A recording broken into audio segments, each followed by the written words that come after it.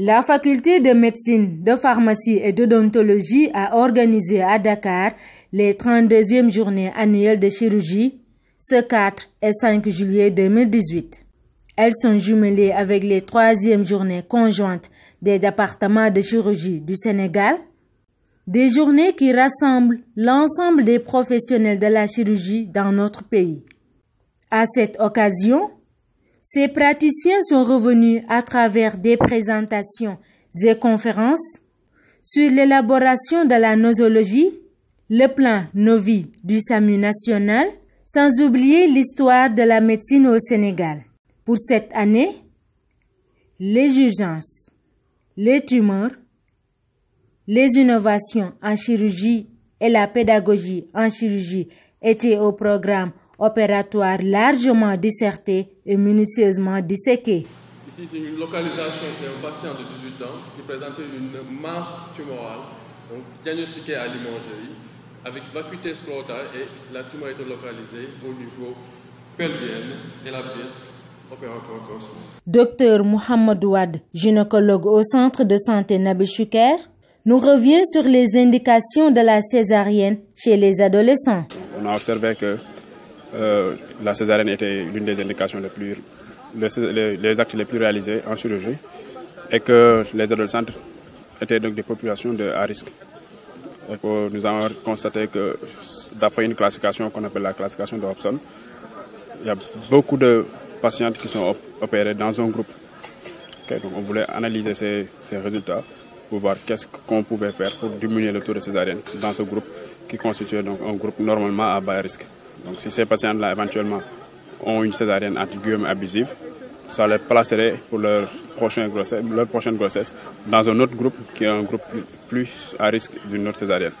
Et que la césarienne, comme vous le savez, donc, a ses complications. Satisfait par le nombre de chirurgiens que produit l'université Cheikh Anta Diop de Dakar, Dr Ibrahim Maka, chirurgien, nous livre ses impressions. C'est des impressions de satisfaction parce que maintenant ça fait 32 ans qu'on organise ces journées-là, et aujourd'hui avec la formation au niveau de l'université, on arrive à produire, disons, suffisamment de chirurgiens pour mailler le territoire, pour que des interventions chirurgicales qui doivent se réaliser en région, on n'aura pas besoin de déplacer les patients à Dakar pour venir faire des interventions. Aujourd'hui à Tamba, à Ourossogui, à Ranérou, à Linguère, Touba, Kaolack, Sédhiou, partout où vous irez, il y a des pathologies chirurgicales sur place, que des chirurgiens traitent sur place. Ils n'auront pas besoin de venir ici vu le coût économique que ça pourrait engendrer. Monsieur Djegansen, professeur au CESTI, a procédé à une large présentation sur l'histoire de la médecine au Sénégal. Les premiers médecins, lorsqu'ils sont arrivés,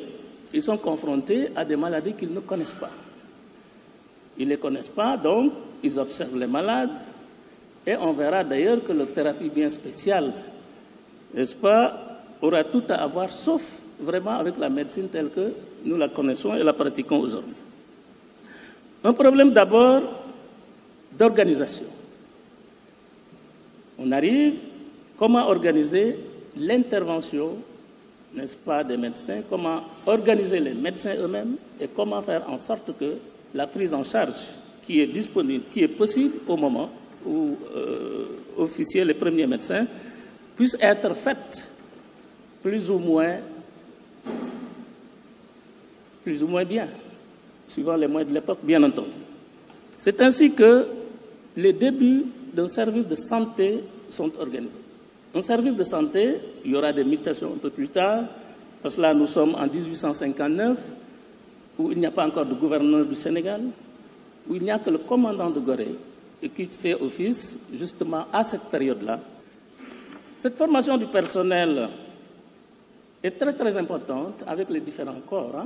Il y a les infirmières visiteuses, les sages-femmes sont venues un peu après, n'est-ce pas, le corps des infirmiers indigènes, qui vient avec le corps des infirmiers coloniaux, bien entendu, renforcer ce grand corps, si on peut le dire ainsi, des auxiliaires de la médecine. Le professeur Papa Saloum Diop, chef du département de chirurgie, a passé en revue les objectifs de ces journées annuelles, mais également de la pratique chirurgicale au Sénégal. C'est les 32e journées de chirurgie du département de chirurgie spéciale chirurgicale, qui est un congrès pratiquement international, parce qu'on sait que la quasi-totalité des chirurgiens africains, disons peut-être à 80%, ont été formés dans cette école de chirurgie, l'école de Dakar, qui cette année est en train de fêter son centenaire.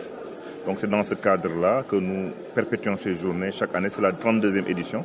Mais la particularité, c'est que comme au Sénégal maintenant, il y a d'autres universités, notamment Thiès, Ziguinchor, Saint-Louis, pour les booster et les aider à venir à notre niveau, nous avons aussi fait des journées conjointes qui, cette année, sont les 3e journées conjointes des départements de chirurgie du Sénégal. Donc les journées en général, c'est pour, au bout de chaque année, faire le point sur nos activités de l'année, nos activités chirurgicales, nos expériences chirurgicales, les nouveautés, qu'est-ce qu'il y a eu comme difficulté, qu'est-ce qu'il y a eu comme complication pour pouvoir maintenant corriger. Et ça participe à l'enseignement et la formation continue des chirurgiens, surtout des chirurgiens des régions. Le ministre de la Santé et de l'Action sociale, M. Abdoulaye Diouf Sarr, qui a tenu à magnifier de par sa présence ces illustres conclaves des chirurgiens, dira en substance. C'est des journées extrêmement importantes parce que ce sont des journées qui rassemblent l'ensemble des professionnels de la chirurgie au Sénégal. Non seulement les chirurgiens, mais les autres acteurs des blocs opératoires. Et cela nous paraît essentiel. Ce qu'il faut aussi noter, c'est une journée qui nous a permis, en dehors des questions purement pédagogiques, techniques, scientifiques et techniques médicales, d'écouter aussi une conférence du professeur Djegansen qui nous a un tout petit peu parlé de l'histoire de la médecine. Et ce que nous avons retenu, c'est que le Sénégal vient de loin en matière de médecine. De 22 spécialistes au début, nous nous sommes retrouvés aujourd'hui vers l'atteinte de la couverture sanitaire universelle et nous savons aujourd'hui qu'il nous faut quelques efforts pour atteindre l'accessibilité géographique et l'accessibilité financière. Ce qui est aussi notable, c'est de voir effectivement l'engagement de l'ensemble de ces chirurgiens à participer à cet effort qu'il nous faut pour atteindre l'objectif d'accessibilité géographique surtout.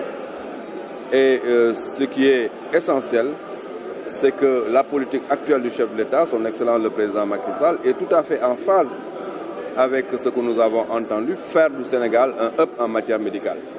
Et je suis persuadé que l'amélioration de nos plateaux, mais aussi les efforts en ressources humaines vont nous permettre très bientôt d'atteindre l'objectif qui, en tout cas, est contenu dans notre stratégie de couverture sanitaire universelle, c'est faire en sorte que partout au Sénégal, qu'on puisse y avoir les spécialistes qu'il faut, mais faire en sorte aussi que la santé soit accessible financièrement pour les populations. Véritable osmose du savoir et du vécu de toutes générations confondues, ces journées de chirurgie restent un moment privilégié de riche et fécond partage d'expériences entre praticiens du bistouri.